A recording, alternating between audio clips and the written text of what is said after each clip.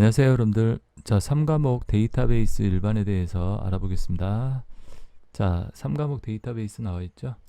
자, 데이터베이스라는 게 무엇인지 볼게요. 데이터베이스 이렇게 나와 있는데, 자, DB라고 우리가 이렇게 얘기를 하죠. 줄여서 DB, 데이터베이스다. DB. 자, 데이터에 뭐라 그런다? 집합체. 그러니까 데이터가 어떤 모아져 있는 집합체를 간단하게 데이터베이스다라고 이해하셔도 되세요.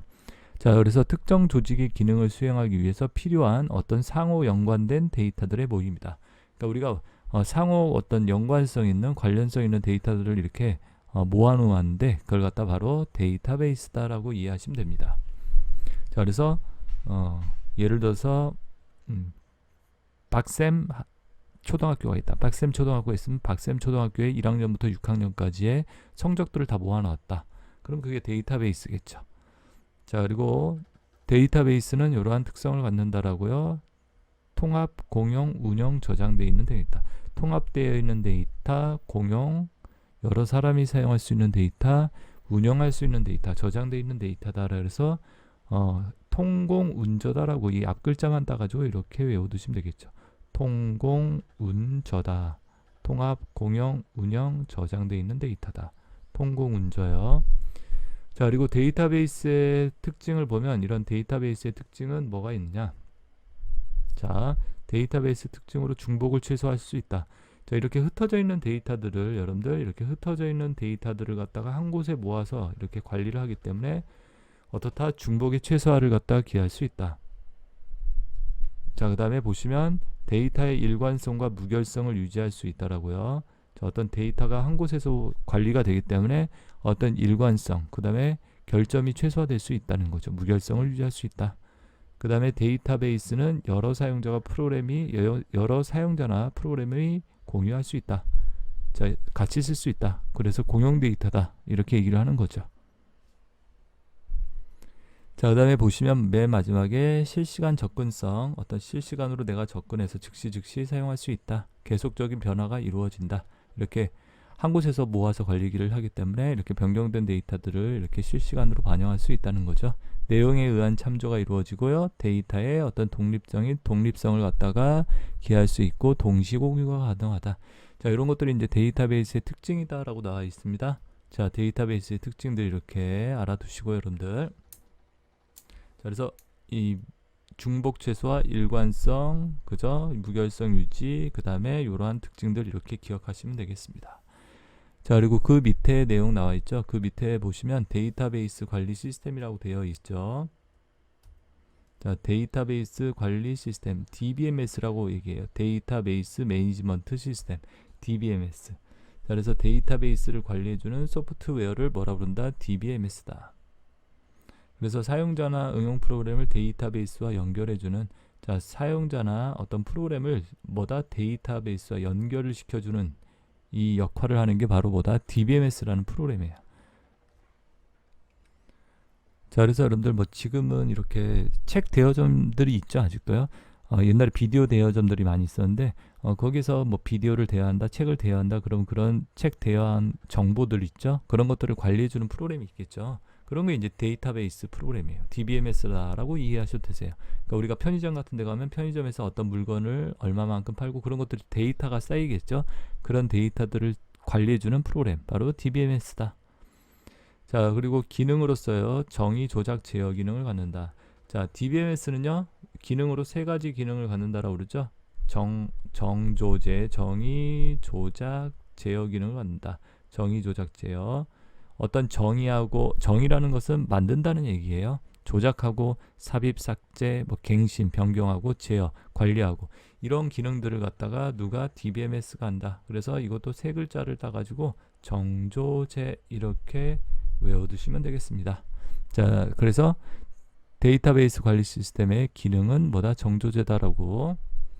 자, 그 다음에 그 밑에 데이터베이스 언어라고 되어 있습니다. 데이터베이스 언어.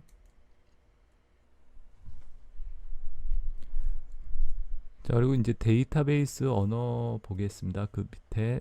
자, 데이터베이스 언어 설명할게요.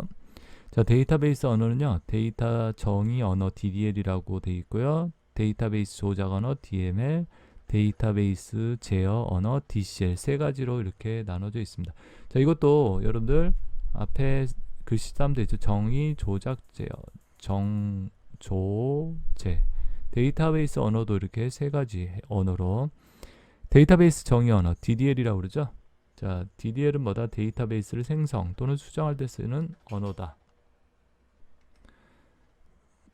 자, 박쌤 학원이 있다. 그럼 박쌤 학원을 갖다가 수강생들을 관리하는 데이터베이스를 만들겠다. 그런 걸 만들 때 쓰는 게 바로 뭐다? 데이터베이스 정의 언어라고 그래요. DDL. 그리고 그걸 수정할 때 쓰는 또 언어도 DDL이라고 그러고요. 데이터베이스를 생성하고 수정할 때 사용하는 언어 DDL. 자, 조작 언어, 데이터베이스 조작 언어 DML이라고 얘기해요. 데이터베이스에 대한 어떤 삽입과 검색, 삭제, 수정하는 작업들을 하는 언어. 이런 역할을 하는 언어가 뭐다? DML이에요. 내가 어떤 데이터를 삽입한다. 데이터베이스 안에 그 다음에 검색한다. 찾는다. 또는 삭제한다. 또는 수정한다. 이러한 작업을 하는 언어가 데이터베이스 조작 언어. 자, 데이터베이스 제어 언어는 여러분들 제어라는 말이 감시, 감독, 관리한다 이 뜻이죠. 자, 그래서 데이터에 대한 어떤 무결성, 결점이 없게 그 다음에 보안과 관련된 복구 등 이런 작업들을 하기 위해 사용되는 언어가 뭐다? 여러분들 데이터베이스 제어 언어다. 자, 데이터베이스 기능하고 똑같죠. 언어도 세 가지로 구분된다는 거. 정의, 조작, 제어. DDL, 생성, 수정, DML, 뭐 한다? 조작한다. 그래서 삽입하고 삭제하고 검색하고 수정하고. 제어 언어, DCL이요. 그래서 무결성, 보안, 복구 등의 이러한 역할을 하는 언어다. 자, 이렇게 세 가지를 갖다 구분해서 알아두시면 되겠습니다. 자, 그리고 그 밑에 데이터베이스 관리자라고 돼 있죠. DBA. 데이터베이스 관리자, 관리하는 사람을 뭐라 그런다? DBA라고 얘기합니다. 자, 사람을 물어보는 문제들은 나오면 무조건 이거밖에 없습니다. 그래서 DBA, 데이터베이스 관리자다라고 찍어주시면 됩니다. 무조건. 아시겠죠? 자, 그래서 DBA의 역할을 보시면요. 데이터베이스 시스템에 대한, 자, 우리 DBA가 어떤 사람이다? 데이터베이스 시스템에 대한 전반적인 운영과 관리를 책임지는 사람이다 라고. 자, 그래서 스키마의 정의, 저장, 구조, 접근 방법, 시스템의 성능, 분석과 감사, 보안 권한 부여 등을 한다라고 되어 있습니다. 자, 스키마라고 나왔는데 스키마라는 것은 이 데이터베이스에 대한 어떤 전체적인 정의 또는 저장 구조, 접근 방법 이런 것들을 만들어 놓는 걸 우리가 스키마를 정의한다라고 얘기합니다. 자, 그래서 요게 이런 것들을 정의하는 걸 스키마라고 그래요. 스키마. 자, 그래서 이 데이터베이스는 어떠한 목적으로 만들어졌고 여기에는 뭐가 들어가고 여기에 어떤 데이터 형식이 들어가고 이런 것들을 정의를 해놓겠죠. 그런 것들이 바로 스키마다라고 이해하시면 되세요. DBA가 그런 스키마를 갖다가 이렇게 정의를 하고요. 시스템의 성능 분석과 감사, 보안, 권한 부여 이런 등의 작업들을 한다라고 얘기합니다. 그러니까 뭐 전반적인 것들 이렇게 관리한다라고 생각하시면 되세요. 그래서 DBA, 데이터베이스 관리하는 관리자다. 그래서 3과목에서 어떠한 사람을 물어본다 그러면 DBA밖에 없습니다. 다른 사람 물어보는 게 없기 때문에 DBA다라고 해주시면 됩니다. 자, 그 다음에 여러분들 그 밑에 보시면요. 시험에 잘 나오는 부분인데요. 관계형 데이터베이스 구조다. 릴레이션이라고 얘기해요. 우리가 관계형 데이터베이스 구조를. 릴레이션이라는 말은 관계라는 뜻이죠, 원래. 근데 여기서는 이렇게 테이블이다 또는 표다라고 이해하시면 되세요. 우리 표 있죠, 표. 우리가 데이터를 갖다 저장할 때 보면 어떻게 표의 형태로 데이터들을 이렇게 많이 저장을 시켜 놓죠.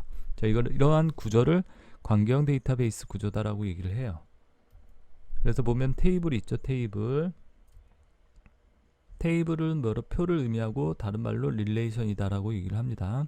그 튜플은요, 테이블에서 행 또는 레코드를 뭐라 그런다, 여러분들? 튜플이다라고 얘기를 해요. 그래서 행 있죠, 행. 행을 갖다 뭐라 그런다, 여러분들? 바로 튜플. 데이터베이스에서요, 관계형 데이터베이스에서. 그리고 레코드라는 말로 사용한다. 같은 말로. 자, 여러분들 여기 보이세요? 자, 이게 이제 테이블이라고 이게 표예요, 한마디로. 여기 보이죠? 표의 형태로 되어 있는 거. 그리고 여기 보시면 요 행을 갖다가 여기 행을 갖다가 뭐라 그런다?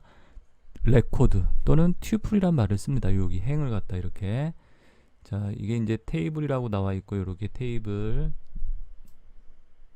자, 그래서 여러분들이 이렇게 튜플이 뭔지 아시겠죠? 그 다음에 속성, 어트리부트, 테이블에서 열을 말하고 항목 또는 필드라고도 한다. 가장 작은 논리적 단위다. 자, 가장 작은 논리적 단위라고 하는데, 논리적 단위라는 것은 뭐다? 여러분들 소프트웨어를 뜻하는 말이다. 우리가 소프트웨어에서 데이터를 처리하는 단위로 가장 작은 단위가 뭐다? 여러분들 바로 속성, 필드를 얘기한다라는 얘기입니다. 아시겠죠? 자, 그래서 프로그램에서 하나의 데이터를 갖다가 어떠한 묶음으로 처리하는 묶음이 있겠죠. 그게 이제 바로 필드라는 얘기예요. 자, 여기 보이시죠? 필드가 어떤 거다? 여기 접수번호 필드, 접수일 필드, 그죠? 이런 게 어떤 하나의 의미 있는 데이터 처리 단위가 되겠죠. 프로그램 입장에서. 자, 그래서 그걸 갖다 뭐라 그런다? 속성이다 라고 얘기합니다. 다른 말로 필드, 이렇게 같은 말로 항목, 아이템, 이런 말을 쓰기도 하죠. 여러분들 아이템이다 라고 이렇게요. 자, 그 다음에 그 밑에 도메인이란 말이 있죠. 자, 도메인이라고 나와 있는데요. 도메인이 뭐를 뜻하는 거다? 자, 도메인은요, 속성에서 취할 수 있는 값의 범위. 그러니까 수학 점수라는 거는 0부터 100점 사이의 값이 들어올 수 있다. 이게 도메인이에요. 그죠? 이 필드에서, 이 항목에서 취할 수 있는 값의 범위를 뭐라 그런다? 도메인. 자, 그다음에 차수, 디그리라는 용어로 이렇게 쓰기도 하는데요. 차수가 뭐냐? 디그리가 속성의 수다, 이렇게 얘기를 합니다. 자, 그래서 여러분들 이렇게 보시면 여기 테이블에서 속성의 수가 몇 개냐? 그럼 속성이 접수번호 하나, 접수일 둘, 셋, 넷, 다섯, 여섯, 일곱, 8개죠. 8개의 속성이 있다라고 얘기하는 거예요. 이걸 디그리다라고 얘기를 하고요. 기수는 자, 뭐의 수? 튜플의 수를 갖다 기수라고 얘기합니다. 기수. 알겠죠? 카디널러티. 기수는 이게 뭐다, 여러분들? 요 행의 개수, 레코드의 개수. 여기 100개라고 돼 있죠? 이게 100개다. 이런 뜻입니다. 자, 그걸 갖다 뭐라 그런다? 카디널러티, 기수, 차수. 기수와 차수에 대한 용어들 이렇게 정의 알아두시고, 여러분들.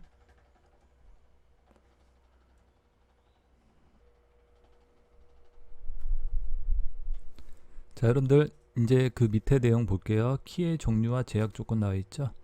자, 여기서 키의 종류와 제약 조건, 이 키라는 거, 자, 여기 키라는 내용이 나와 있는데요. 키, 여기서 키라는 것은 항목이다 라고 이렇게 이해하시면 됩니다. 자, 그래서 우리가 어떠한 키를 얘기한다 그러면 항목이다 라고 이해하시면 되고, 거기서 후보 키라는 얘기가 나와 있죠. 후보 키는 테이블에서 모든 튜플을 갖다가, 튜플이 뭐라 그러죠? 레코드라고 그러죠. 행, 그죠? 튜플을 구분하기 위한 속성들의 부분 집합으로 유일성과 최소성을 갖다가 만족시켜야 한다, 이렇게 되어 있습니다. 자, 그래서 후보키라는 것은요, 어떠한 레코드, 자료를 갖다가 우리 행을 갖다 구분하기 위한 그 부분 집합으로 유일성과 최소성을 만족시킨다. 자, 후보키.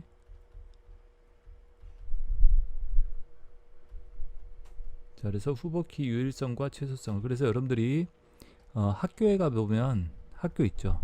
학교에 가보면 학생들에 대한 어떤 자료들이 있겠죠. 학생들에 대한 뭐 이름이 있고, 그리고 뭐 연락처, 주소, 그 다음에 성적들이 뭐 이렇게 있겠죠. 그 학생들을 갖다 구분하기 위해서 뭐를 붙이죠, 여러분들? 학번을 주죠. 학번을. 학생들을 갖다 구분하기 위해서 학번. 그 학번이 뭐다, 여러분들? 어떤 자료를 갖다, 이 학생들의 데이터를 갖다 구분하기 위해서 쓰이는 바로 후보키라고 얘기합니다. 후보키. 알겠죠? 그래서 학번을 이용해서 뭐한다? 학생들을 갖다가 이렇게 내가 뭐한다? 구분을 하겠죠. 그래서 그 학번이라는 것은 여러분들 어떻다? 유일성, 유일한 것과 어떤 최소성, 더 이상 쪼개질 수 없는 그런 성질을 갖는다는 얘기를 하겠죠. 자, 그래서 후보키. 자, 후보키는 어떠한 레코드, 그죠? 튜플을 구분하기 위해서는 뭐다? 속성들의 부분 집합이다. 여기 속성들에서 어떤 부분 집합, 그걸 갖다가 후보키라고 얘기한다. 그러니까 학번을 쓸 수도 있고, 나는 이름하고 전화번호를 이용해서 두 개를 이렇게 이름하고 전화번호를 가지고 뭐한다? 후보키를 구성할 수도 있겠죠. 이렇게. 자, 그래서 후보키 유일성과 최소성을 만족해야 한다. 자, 후보키에 대한 어떤 성질을 알아두시고, 후보키가 뭔지 개념 이렇게 알아두셔야 합니다. 자, 그 다음에 기본키가 있죠. 기본키. 기본키는 후보키 중에서 선택되어진 키로서 기본키에는 널 값이 올 수 없고 중복되어 있는 값이 올 수 없다.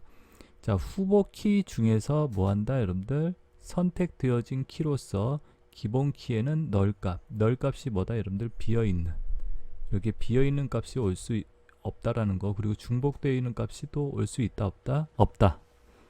자, 그래서 후보키, 예를 들어서 나는 레코드 자료를 구분하기 위해서 이름하고 뭐 전화번호를 쓴다. 그러면 또는 학번을 이용하겠다.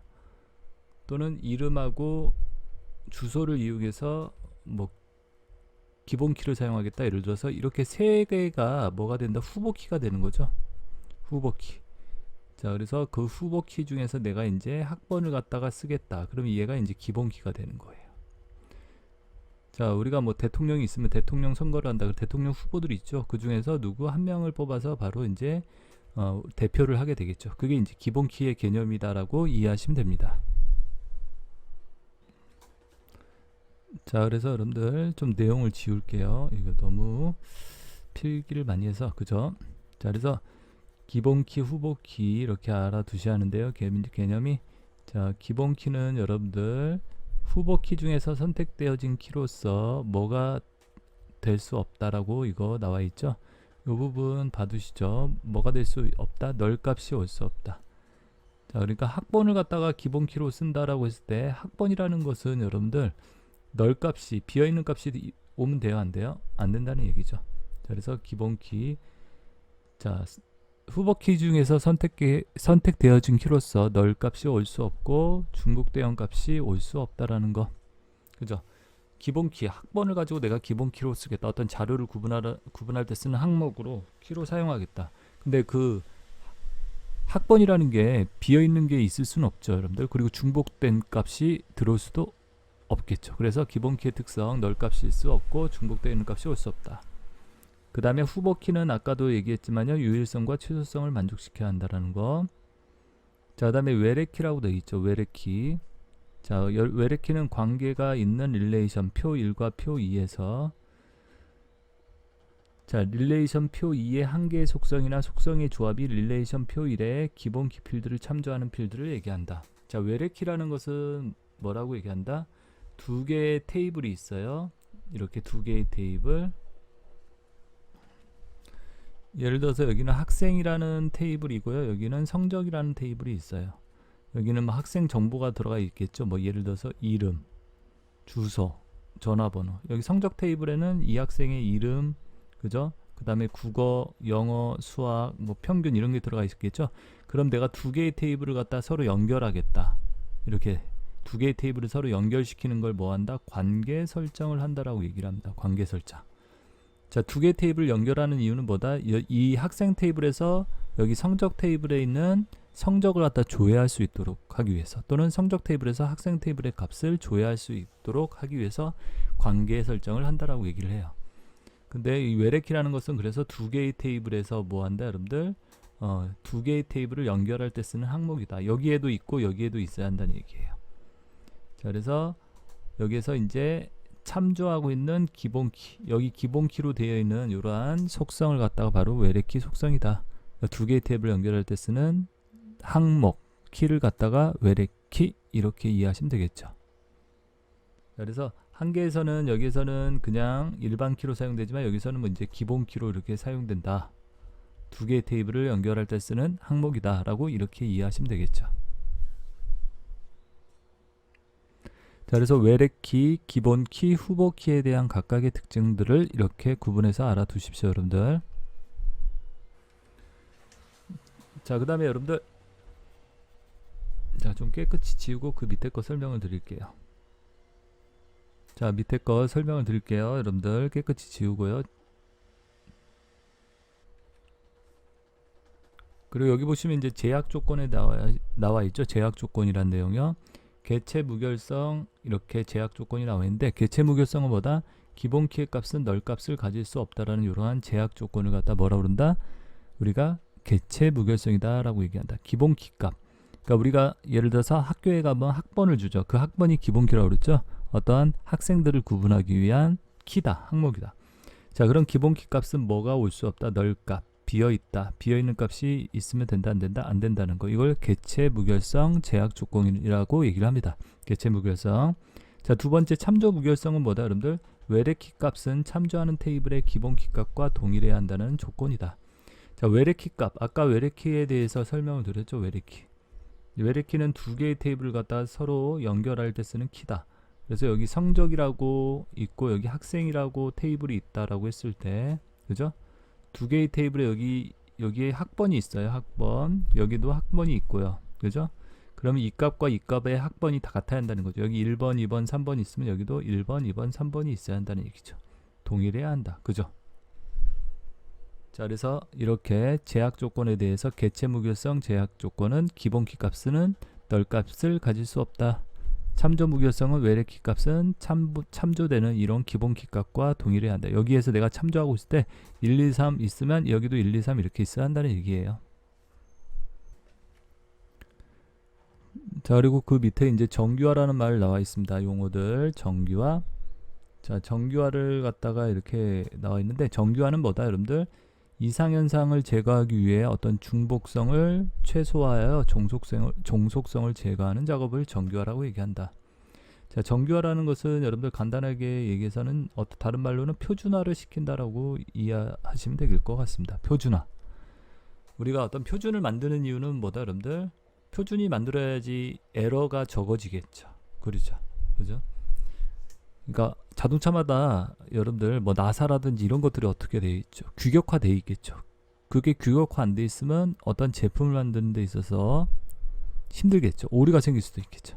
그래서 정규화, 데이터에서도 이런 정규화, 표준화하는 작업이 필요하다. 그래서 이상현상을 제거하기 위해서, 이상현상이라는 건 이상이 생기는 현상이다. 이상, 잘못되는 현상, 뭐 삽입 이상, 뭐 삭제 이상, 갱신 이상, 뭐 이런 게 있어요. 삽입할 때 이상이 생긴다. 엉뚱한 데이터가 삽입이 된다. 삭제할 때 엉뚱한 데이터가 삭제가 된다. 변경, 엉뚱하게 변경이 된다. 이런 것들. 자, 이런 이상 현상을 제거하기 위해 중복성을 최소화하고, 이 중복이 여러분들 A 뭐 이렇게 중복되어 있는 게 많으면 좋을까요? 아니에요. 고유한 데이터일수록 좋겠죠. 중복성을 최소화시키고 종속성을 제거한다. 종속성은 뭐다? A는 B에 딸려 있고 B는 C에 딸려 있고. 자, 이런 것들이 이제 종속된다는 거죠. 그러니까 A가 없어지면 B, C도 같이 없어지겠죠. 자, 그래서 이러한 종속성을 갖다가 제거한다. 최소성은 제거하고 최소화시키고 종속성은 제거하는 작업. 이게 정규화다라고 이해하시면 됩니다. 자, 정규화라는 거 이렇게 알아두시면 되겠고요. 그 밑에 이제 테이블이라고 나와 있죠. 우리가 표라고 얘기하는 부분. 자, 테이블이란 뭐다, 여러분들? 데이터를 표의 형태로 입력하여 저장하는 구조를 갖다 뭐라고 한다? 테이블 구조다, 테이블이다 라고 얘기를 한다라는 거. 자, 여기 보시면 이게 테이블이 여기 나와 있죠. 자, 테이블 이렇게 보시면 강좌 개설 8월이다 라고 돼 있죠. 오른쪽 디자인 보기 이렇게 눌러주시면 이게 이제 디자인 상태고요. 수정할 수 있는 상태. 보기에서 데이터 시트 보기. 자, 그러면 이 안에 있는 데이터들을 볼 수 있어요. 여기 보이시죠? 이렇게 테이블, 이 표의 안에 이렇게 데이터들이 들어가 있는 거. 자, 그래서 테이블이란 표의 형태로 데이터를 입력하는 구조를 얘기한다. 자, 그리고 필드 속성, 조회 속성이라는 말 나와 있죠. 필드 속성, 조회 속성. 필드 속성은 데이터의 형식을 만들어주는 역할을 한다. 국어, 영어, 수학 이런 것들을 갖다 필드라고 그러죠. 자, 필드 속성이다 그러면 여러분들 여기 액세스 프로그램에서 제가 여기서 오른쪽,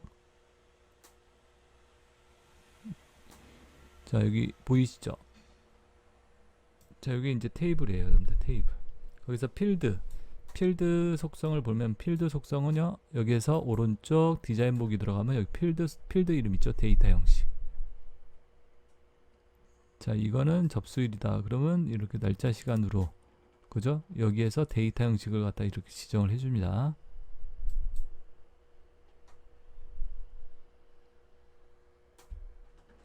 자, 그래서 여러분들 여기 보시면 필드의 데이터 속성, 접수일이다. 그럼 날짜, 시간, 데이터 형태 이렇게 나와 있죠. 숫자, 긴 텍스트, 뭐 통화, 일련 번호 이런 데이터 형식들이 이렇게 있고요. 자, 그리고 밑에 보시면요, 조회 속성이라고 있어요. 조회 속성은 다른 테이블의 값을 가져와서 표시하는 걸 뭐라고 얘기한다? 조회 속성이라고 얘기를 합니다. 그리고 여기 입력 마스크 나와 있죠. 입력 마스크 지정이라고, 필드에 입력할 수 있는 데이터를 제한하는 그러한 기능을 입력 마스크라고 얘기합니다. 우리 인터넷에서 여러분들 회원가입 같은 거 하죠. 회원가입하면 이렇게 언더바로 표시되고요. 이렇게, 그리고 이렇게 해서 여러분들 뭐가 되죠? 여기에는 숫자만 들어갈 수 있게 되죠. 이렇게 숫자만 이렇게 들어갈 수 있도록, 자, 그런 걸 뭐라고 그런다 여러분들? 입력 마스크라고 합니다. 필드에 입력할 수 있는 데이터를 갖다 제한을 시킨다. 자, 그리고 구역은요, 어떻게 세미콜론으로 구분하여 3개까지 포함한다. 이 구역을 갖다가 3개까지 이렇게 구분을 시킨다라고 얘기를 하고요. 자, 그래서 입력 마스크 이거 실기 때 우리가 잘 나오는 부분이에요, 이거. 자, 그래서 예를 들어서 가로 열고 999, 가로 닫고 999 빼기 999, 그리고 여기 첫 번째 구역, 여기 두 번째, 세 번째 세미콜론으로 이렇게 구분을 해줍니다. 그래서 첫 번째 구역은 사용자 지정 기호로 입력 마스크 형식을 지정한다. 이 첫 번째 이 구역이 입력 마스크를 나타내는 형식을 지정하는 구역이다. 그래서 여기 9라고 썼는데 이 9는 숫자 서식 기호랍니다. 숫자를 갖다 이렇게 3개까지, 여기도 3개까지, 여기 4개까지 넣을 수 있다. 근데 3개인데 몇 개, 1개, 2개도 넣을 수 있다는 얘기예요. 이 9라는 것은 숫자 서식 기호입니다. 어디에서 입력 마스크에서 쓰는. 그래서 9일 때는요, 여러분들 생략 가능하다는 거. 숫자 3개까지 넣을 수 있고, 여기 밑에 보시면 이제 입력 마스크에 사용되는 기호도 있죠. 0. 0은 숫자 더 샘 기호를 사용 못한다. 자, 0은 필수라고 얘기합니다. 0, 0, 0 이렇게 하면 숫자를 반드시 뭐 3개를 이렇게 넣어줘야 한다는 얘기예요. 근데 999는 숫자를 갖다가 한 자리, 12 또는 9 이렇게 한 자리, 두 자리 이렇게 넣을 수 있다는 얘기예요. 그래서 9는 숫자 공백 더 샘 기호는 사용 못하고요.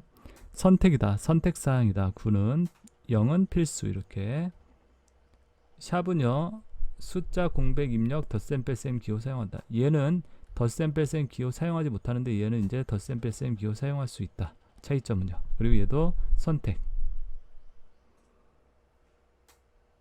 자, 그래서 이러한 문자들이 이제 입력 마스크에서 쓰는 문자들이고, L은요, 영어나 한글을 필수적으로 입력하다. L이라고 하면요, 뭐를 얘기한다? 문자를 반드시 3글자를 입력해줘라. 이 뜻이 된다는 얘기예요.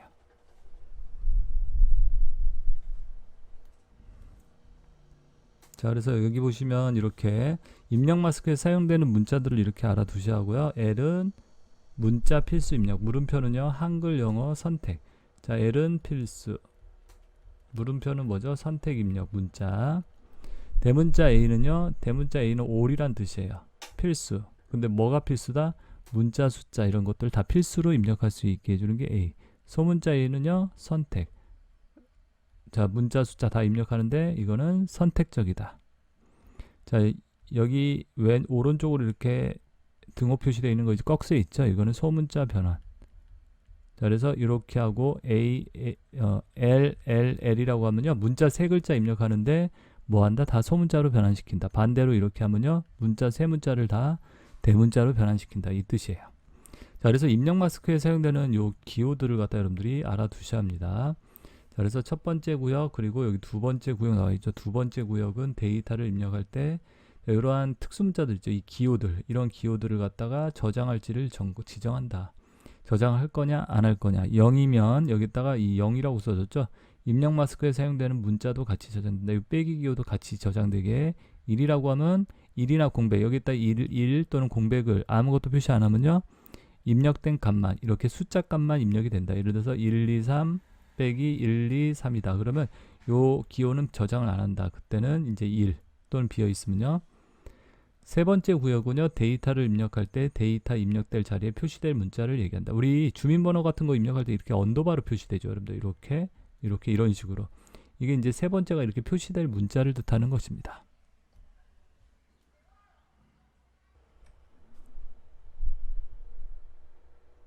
자, 그래서 여러분들 여기 입력 마스크를 한번 만들어 볼까요? 여기 수강료 뭐 이렇게 쭉 돼 있죠. 이게 필드, 그리고 숫자, 날짜 뭐 이렇게 데이터 형식 들어가 있죠. 자, 여기에서 뭐라고 할까요? 주민번호라고 한번 해볼까요? 주민번호. 자, 그리고 데이터 형식은 숫자라고 이렇게 숫자 형식이다. 그리고 입력 마스크라고 있죠. 입력 마스크에 그러니까 00 00 00 그리고 빼기 000000 둘넷 7자리 들어가야죠. 7자리가 들어가야죠. 둘넷 여섯 7자리 이렇게 이런 식으로요. 자, 그러면 0이 뭐라고 그랬죠? 숫자 필수 입력이라고 그러죠. 숫자를 갖다 반드시 입력해야 한다. 자, 이렇게 하고요. 보기에서 데이터 시트 보기 저장합니까? 얘라고. 자, 여기 주민번호라고 나오는 거 보이세요? 이 끝에요, 여러분들. 자, 이렇게 끝에 주민번호라고 나오는 거 보이죠? 여기에다 클릭을 해보시면 어떻게 된다? 여기 언더바 들어가는 거 보이세요? 제가 이제 숫자를 찍으면 숫자가 여기 들어가요. 이렇게 보이세요? 이 부분에 문자는 제가 문자를 찍고 있으면 문자가 들어가지 않습니다. 자, 숫자밖에. 이거 보이시죠? 이렇게 숫자가 들어가게. 자, 이게 이제 입력 마스크, 입력하는 틀을 만들어 주는 건데 딱 제한을 시키는 거죠. 자, 그게 뭐라고요? 입력 마스크란 얘기입니다. 그래서 입력 마스크는 크게 세 구역으로 나누고 이렇게 표시할 형식 0일 때는 아까 우리 빼기 기호 그거 저장할 거냐 안 할 거냐, 그죠? 그걸 갖다가 저장하겠다, 같이 저장하는 거고, 생략하면요 저장이 안 되는 거고, 여기 세 번째는 언더바는 표시할 문자, 아시겠죠? 자, 그래서 생략하면 그냥 언더바가 표시가 됩니다. 자, 그래서 입력 마스크에 사용되는 요 문자들, 입력 마스크 기호들 알아두셔야 합니다. 0하고 9는 뭐다? 0은 숫자 필수, 9는 숫자 선택. 이렇게 샵은 숫자 선택, 알겠죠? 이거 샵도 숫자 선택인데요, 이거는 뭐다? 덧셈 뺄셈 기호를 사용할 수 있다. 얘는 사용 못한다는 얘기예요. 이 두 개는 또 L은 문자 필수다. L은 문자 필수. 그 다음에 물음표는요 문자 선택. A는요 문자 숫자 필수. 소문자 E는요 문자 숫자 선택. 자, 왼쪽으로 오른쪽이죠. 오른쪽 꺽쇠는 소문자 변환, 이거는 대문자 변환. 이렇게 된다는 얘기죠.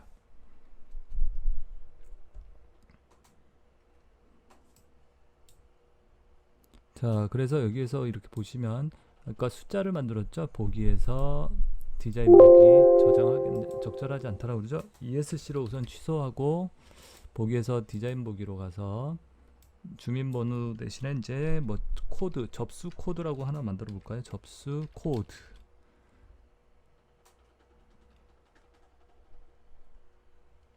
자, 그리고 여기를 이 문자로 이렇게 짧은 텍스트라고 바꿔 놓을게요. 입력 마스크 했다. 여기에다가 이제 뭐를 한다, 여러분들?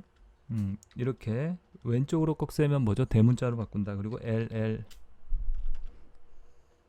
대문자 L을 4개 쓴다. 문자 4개를 필수로 입력하라 이 뜻이죠. 보기에서 데이터 시트 보기 얘라고. 자, 접수 코드 돼 있죠. 자, 그럼 제가 여기다가 문자를 써볼게요. 숫자를 제가 넣으면 안 들어가요. 자, 문자 이렇게 영어로 문자 쓰면요 대문자로. 자, 보이세요? 대문자로 이렇게 4글자가 들어가는 거. 자, 이렇게 입력 마스크를 이용하면 이렇게 만들 수 있다라는 얘기예요. 자, 그래서 여러분들이 이렇게 입력 마스크에서 쓰는 문자들 기억을 해주시고요. 필기 때도 잘 나오지만 실기 때도 반드시 이렇게 하는 부분이에요. 입력 마스크가.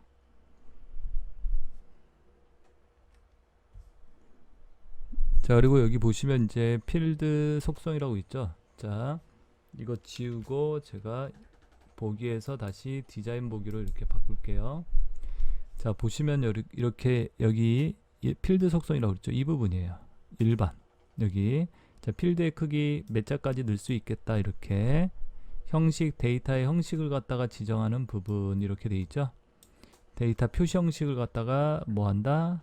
이제 크기를 지정하는 거고, 형식은 데이터의 표시 형식을 지정한다. 예를 들어서 날짜 같은 거 데이터를 갖다가 뭐 이렇게 2021년 1월 1일이다. 그러면 이걸 갖다가 2021년 1월 1일이다. 이렇게 표시하고 싶다. 이런 것들 형식을 지정할 때, 캡션은요 필드 이름 대신에 표시할 텍스트를 지정한다. 그러니까 예를 들어서 주민등록번호예요. 주민등록번호인데 이 필드명이 근데 너무 길어. 그래서 주민번호라고 내가 표시하고 싶다. 이렇게 필드 이름 대신에 표시할 텍스트를 지정할 때 캡션을 갖다 넣어주시면 된다는 얘기죠. 자, 그리고 그 밑에 기본값이라고 되어 있죠. 기본값은 데이터 필드에 입력 시, 필드에 데이터 입력 시 기본적으로 입력되어 있는 값이다. 어떤 기본값은 기본적으로 0값이 입력되게 하겠다. 뭐 이렇게 어떠한 기본적으로 입력되어 있는 값을 기본값이라고 이해하시면 되겠죠, 여러분들. 기본값. 자, 그리고 여기 필수라고 되어 있습니다. 필수라는 부분은요, 값을 반드시 넣어야 함을 지정하는 속성이다. 그러니까 필수, 내가 회원가입 같은 거 할 때 여러분들 주민번호를 반드시 넣게 돼 있죠. 주민번호 같은 거. 그러니까 이런 게 필수 속성으로 돼 있다는 얘기죠. 그죠? 어떠한 값을 입력할 때 반드시 넣게 지정하겠다. 넣을 수 있도록. 거기는 생략하지 못하도록. 그걸 필수 속성이다라고 이해하시면 되겠죠.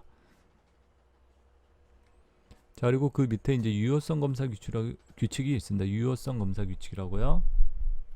자, 유효성 검사 규칙. 잠시만요, 여러분들. 너무 지저분하죠? 제가 좀 지우고. 유효성 검사 규칙. 입력되는 데이터에 제한할 수 있다. 데이터의 종류나 범위를 갖다. 그러니까 유효성 검사 규칙은요, 어떠한 데이터의 입력을 갖다 제한을 시키는데 그 값의 범위를 갖다가 지정한다라고 이해하시면 되세요. 값의 범위를 제한한다. 그러니까 0부터 뭐 100 사이의 값만 입력하도록 하겠다. 이 값의 범위를. 알겠죠? 그렇게 검사할 수 있도록 해주는 게 뭐다? 유효성 검사 규칙이다. 또는 남자, 여자 이렇게 입력을 제한시킨다는 얘기죠. 자, 그래서 유효성 검사 텍스트는 유효성 검사 규칙에 의해서 데이터의 범위를 벗어날 경우 표시할 메시지를 넣어준다. 이게 바로 뭐다, 여러분들? 유효성 검사 텍스트. 자, 그래서 유효성 검사 텍스트 규칙도 이거 시험에서 잘 나오는 부분이에요. 실기 때도 잘 나오고요. 한번 보여드릴게요. 자, 이 액세스 프로그램에서 자, 여기서 볼게요. 자, 이 접수 코드를 제가 국어라고 바꿔볼게요. 국어 점수를 입력하는 국어로. 이거를 갖다 데이터 형식은 문자가 문자가 아니라 숫자죠. 숫자 형식으로 바꿔주시고, 자, 보기에서 데이터 시트 보기 저장하겠느냐? 얘라고요. 얘라고 그냥 이렇게 할게요. 자, 여기다 국어라고 입력하고, 제가 잠시만요, 여러분들. 여기 보기에서 디자인 보기 유효성 검사를 지정을 안 했죠. 자, 이거 입력 마스크는 없애고요. 이렇게 입력 마스크는 없애고 유효성 검사 규칙에서 이렇게 0부터 100 사이의 값 0. 자, 0 이상인 값이 입력되도록 하라. 0 이상인, 그리고 AND, 여기다가 AND, 그리고 뭐보다 작은 거 100보다 작은 값이 입력되도록 하라. 이렇게. 자, 이게 0보다 크고 AND 100보다 작은 값 입력하는지 검사가 하라는 얘기고, 유효성 검사 텍스트는요 0부터 이렇게 할게요. 0부터 100 사이의 값을 입력하시오. 자, 이렇게 유효성 검사 텍스트를 만들어 놓았습니다. 자, 국어라는 부분은 0부터 100 사이의 값만 입력되도록 유효성 검사 규칙을 해놨어요. 데이터 시트 보기. 자, 저장하겠습니까? 얘라고. 자, 그리고 여기에다가 이제 제가 150 이렇게 입력했어요. 그럼 보이세요? 0부터 100 사이의 값만 입력하라고 되어 있죠. 여기에다가 50이라고 입력하면 이렇게 입력이 되겠죠. 자, 보이세요? 이렇게. 이게 유효성 검사 규칙이에요. 자, 그래서 유효성 검사 규칙, 유효성 검사 텍스트 어떠한 건지 이렇게 알아두셔야 합니다. 그 다음에 그 밑에 보면은 이제 필드 속성이라고 있죠. 조회. 자, 필드 속성 조회라고요.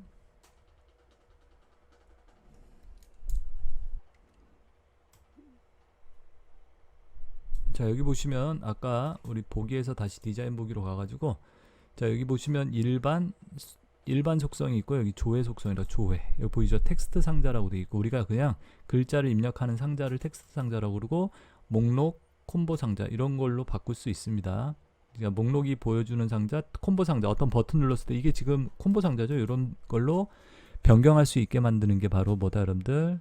여기 조회 속성이에요. 그래서 콤보 상자라고 하면 이렇게 보이세요? 콤보 상자로 바꾸니까 밑에 행 원본 유형, 그 다음에 행 원본, 이렇게 테이블이나 쿼리, 행 원본, 여기 작성기 버튼을 갖다 클릭해 가지고 여기서 강좌 목록이라는 걸 갖고, 회원 목록을 갖고 와 보겠다.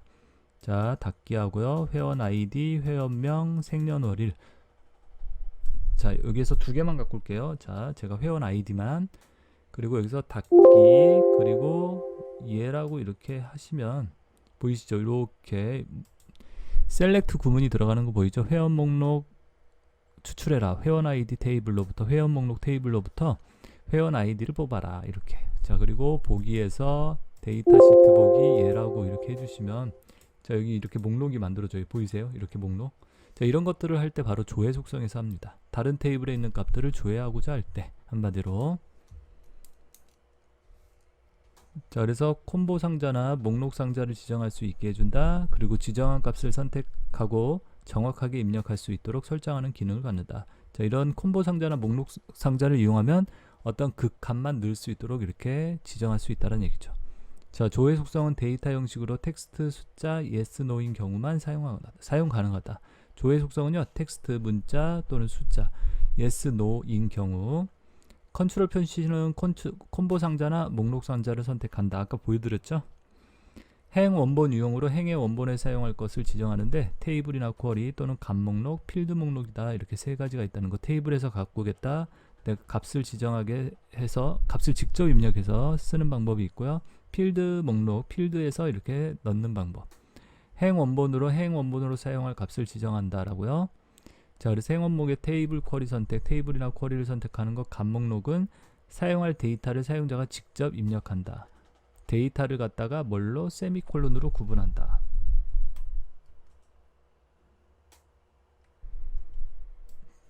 자, 그래서 요거 한번 보여드릴게요. 보기에서 디자인 보기로, 자, 여기를 갖다가 여러분들, 자, 이 부분 국어라고 돼 있죠. 이걸 갖다 성별로 바꿀게요. 성별로 해서 숫자 대신에 이 부분을 문자로 한번 짧은 텍스트로. 자, 콤보 상자로 해서 여기 테이블 쿼리라고 돼 있죠. 이 부분을 값 목록으로 이렇게 해서 여기 행 원본에다가 이렇게 값을 써주는 거예요. 남자 세미콜론 여자. 자, 목록값만 허용 아니오라고 돼 있는데 얘라고 이렇게 목록값만 넣겠다. 보기에서 데이터 시트 보기 얘라고. 자, 이 성별을 누르면 어떻게 된다? 이렇게 값 목록 남자 보이죠? 남자 여자 이렇게. 자, 이렇게 표시되도록 하는 게 바로 값 목록이죠, 여러분들. 자, 필드 목록 선택은요, 테이블 이름이나 쿼리를 갖다가 쿼리 이름을 이용해서 쓴다라고 되어 있고요. 바운드 열은 가져온 여러 개의 열 중에서 해당 컨트롤이 저장되는 열 번호를 지정한다. 내가 열을 갖다가 뭐 국어, 영어, 이렇게 수학 3개의 필드를 가져왔다. 항목을. 이 여러 개의 열이 3개죠. 그 중에서 저장할 열 번호 1번을 저장해 놓겠다. 이런 거. 그걸 갖다 바운드 열이다 라고 얘기를 합니다. 그래서 바운드 열은 저장되는 열 번호. 실제로 표시되는 건 3개지만 어떤 걸 저장하겠다. 그걸 갖다 지정하는 게 바운드 열이라고 알아두시면 되겠습니다. 자, 그래서 여기에서는 유효성 검사, 자, 여러분들이 이렇게 좀 알아두시고요. 필드 크기라든지 형식, 여기 입력 마스크 문자들 이렇게 알아두셔야 합니다. 필드 속성에서. 자, 그래서 오늘은 이 부분까지 이렇게 설명을 드릴게요. 여러분들 테이블과 관련된 이런 내용들에 대해서 이렇게 해봤습니다. 자, 수고들 하셨습니다, 여러분들.